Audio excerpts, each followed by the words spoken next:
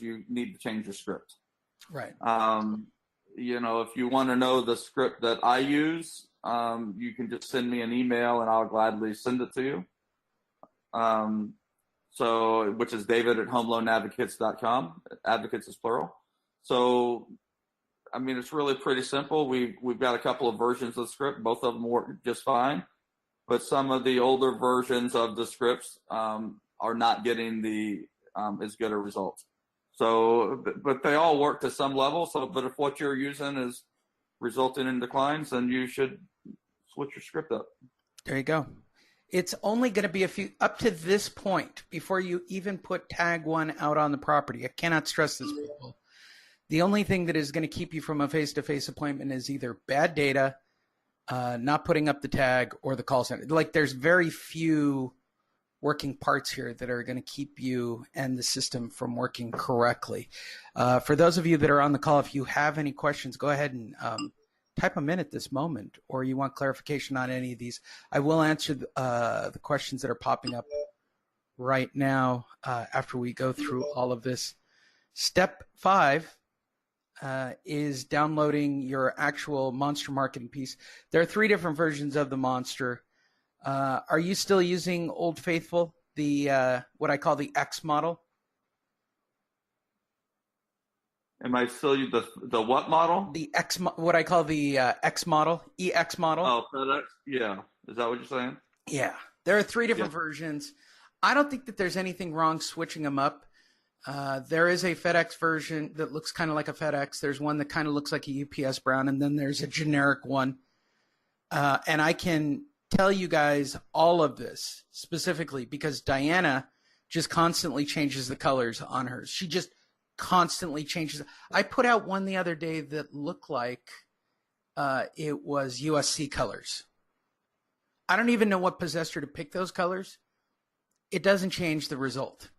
So if you want to tag or retag an area, change the colors, that kind of thing. Violet says, David, can you give out your email one more time, please? Sure. david@homeloanadvocates.com. Advocates is plural. So let me and David answer the biggest question that we get at this point with the actual, okay, I printed out my tags. What do I do next? Do I want to type in the names or do I want to write in the names? Let me stress this. The person who would leave this tag, the sorry I missed you setup that we've created, is going to be a lazy delivery person making minimum wage. So you want to write it in, my humble opinion. Don't even be fancy. David, do you see a difference between written or typed in on your side of town? Well, I've never done anything but hand write. I mean, the only thing we type in, we customize our phone number, which is type, and then we hand write the name and our tracking number on there. Yeah, perfect. I'm just getting information. Somebody's giving me a Wise Agent is giving me a free login. What am I going to do with Wise Agent, David? Good God. That was a very weird text. So that takes us to step 5. Root XL is the root of all things. How many do you send your guy? Let's answer every age-old question about actually going physically to the property. Let's start with the basics. So print them out. I like to export everything onto an Excel spreadsheet. I don't like to work from Property Radar directly. That's me personally. That way you can rearrange them off to the side over here once they're in order. I like to have my properties written in a typed order, and there's a specific reason for that. We use Root Excel, and then I have those addresses exported to me via email to go out and put up tags so that I can just click on the next address and it auto-populates my phone. How does your guy do it, David? Excel. We extract the information from Property Radar and then keep track of everything in the Excel. So that helps us know when we've tagged and whether or not we're going to retag or not. Now there is a bonus thing that needs to be done here for most of you so you can keep track. You should keep either an Excel spreadsheet. There's one available on the website that will help you track right on the sequencer Excel page. Or Diana uses Property Radar to keep track of the properties we've been to. You're using Follow Up Boss, correct? Yes. So you're entering it in as tag up. I don't know how it would work for a CRM. Could you explain that? Well, when we put it in our CRM, we just tag it AMS. So we just keep it in a separate bucket, and then we have what we call our AMS, which stands for Advocate Marketing System, action plan. So in our action plan includes 21 emails, and we're looking to start adding some generic postcards. So we're approaching it. We're running 2 campaigns on it. We're running a campaign as our real estate agency, which is Help Yourself Full Service Real Estate, and then we're running a campaign from Home Loan Advocates, which is the advocate. And we don't care which one they engage with. It's the same person running the campaign, okay, but just different company labels.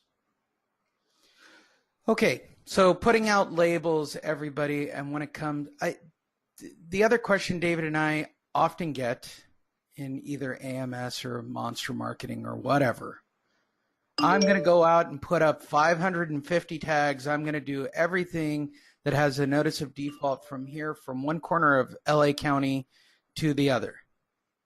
Good for you. Every person that I have encountered over the last 8 years of Monster Marketing, including myself when I invented this thing, when you go beyond a certain number of tags, you are burning leads. You can't physically get to all of the appointments. You start qualifying the door appointments. You start looking at what they said to the call center. I'm very anti spamming the crap out of this marketing. It is a surgical marketing piece designed to put up 36 per week to generate 6 calls and 3 face-to-face appointments. Do I put up more than that? Yeah, maybe double, but not much more. I'm not spending much more than a couple of hours twice a week. And for most of you, you're looking for one listing. So why wouldn't you just go out 2 or 3 times a week and put up 12 to 24 per clip and get it done once a week, and then schedule your appointments down at the end of the week? Anything you'd like to add on that, David? No, we're not trying. We're doing 15 to 20 tags a week. That's it. But we do it every week. Takes a couple hours to do, and then we get 3-4 appointments every week. Yeah, every single person who has written to Diana or myself or David who has said, I put up 150 tags and got no call. Number one, you probably hired someone to put up tags, because if you put up 150 tags, you'd have a different attitude completely. Like, I'd lose my mind if I put up 150 tags and didn't get a single call. I can barely contain myself when I put up a batch of tags and don't get a set of calls, which happens when you're retagging certain areas. So that's why you always do it in small batch. There's just so many good reasons. The call center will take care of it. Make sure your call center has your availability and free time. Now, the next biggest question we always get, David, we get to answer right here. David, do I want to call my appointment before I go over on my appointment? I don't. Okay, I don't do that. I just go. I do too. If I were to do it, I would do it slide dial. That's a good call. People ask all the time who goes on our door appointments here. Must be great. Lee must be amazing. No, I suck at the front door. In fact, I'm a little disappointed that Kevin might have found an actual real job and might stop going to the front door. The trick to the front door and going on your appointments, one, I agree with David, don't call. But secondly, I think the biggest thing going on at the front door is just being likable. I think trust and like are literally the most important parts. I don't think they care how much you know about the foreclosure process. I think those are all I can tell you firsthand,